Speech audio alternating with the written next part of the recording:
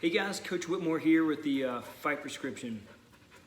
So I have hurt myself again, much like the Johnny Cash song that I love so much. So I thought I would take this opportunity to kind of talk through my injury, and I want to document what I do for it to give you guys hopefully an opportunity to learn from my mistakes and kind of see what I'm doing to make my mistake right again. So what happened? So we were doing some MMA sparring last night, and I was taking somebody's back and had my leg wrapped underneath of him, and somehow, I don't know what happened, either he rolled or I rolled, but my knee went down and my foot went up.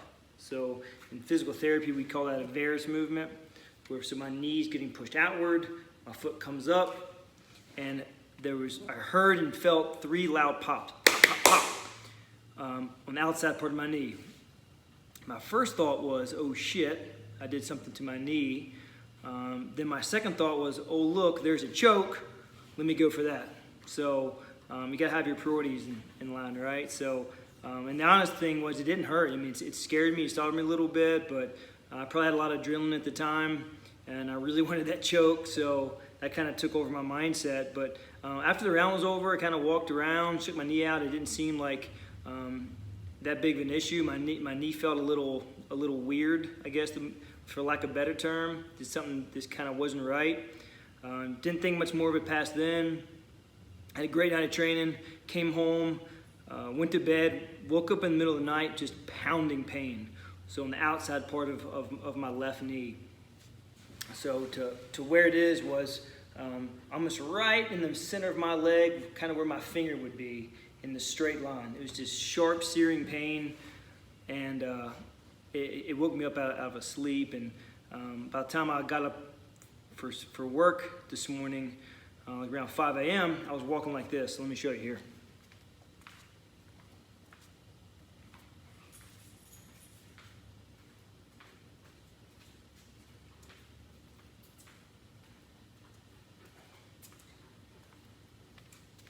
So as you can see, my knee's basically locked up. So I really can't bend or straighten it. It makes me kind of shoot my leg out to the side like it's a wooden leg. We call that a circumducted gait pattern. So being a physical therapist, my first thought was maybe it was my retinaculum, which is basic connective tissue that kind of helps keep your kneecap in place. And I was palpating there or touching right there. So that would be kind of more right here next to the kneecap. But then I started working my way down to kind of where that joint line is, so that the knee kind of split itself right there. And I was like, man, that was super hot, or really, not really hot to touch, literally hot, and when I say hot, tender.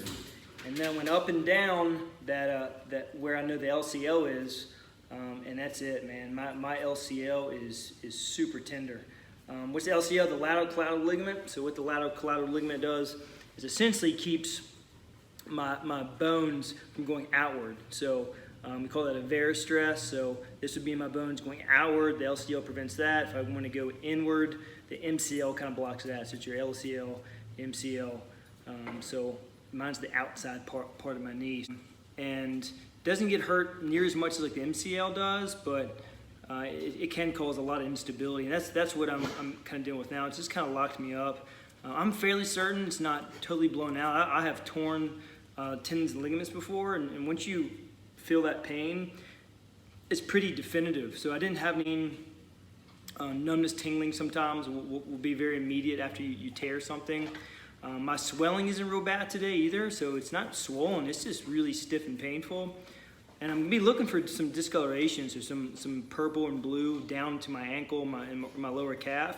That means I'm bleeding essentially eternally, and that would be more indication that I've actually torn or ruptured my LCL, but I don't think that that's the case. So what I'm gonna do about it, one, I gotta let it rest a little bit, so I'm gonna be hitting my upper body and core workouts pretty hard over the next few days. I'm gonna give my leg a rest. I'm not gonna be kicking, jumping, running, doing anything. So I need to basically, I'm in the protective phase, so I need to be sure that I'm not re-exacerbating it.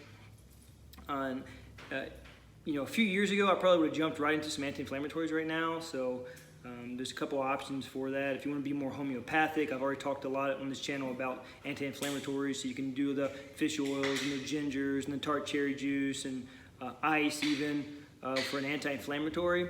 If you want to be more of the new generation, medicated versions, so the NSAIDs, non-steroidal anti-inflammatory drugs like Advil, Aleve, ibuprofen. Rule 3 on that, so take three times a day, but only do that for 3 days, and be sure you do that with food. I actually got that from an orthopedic surgeon.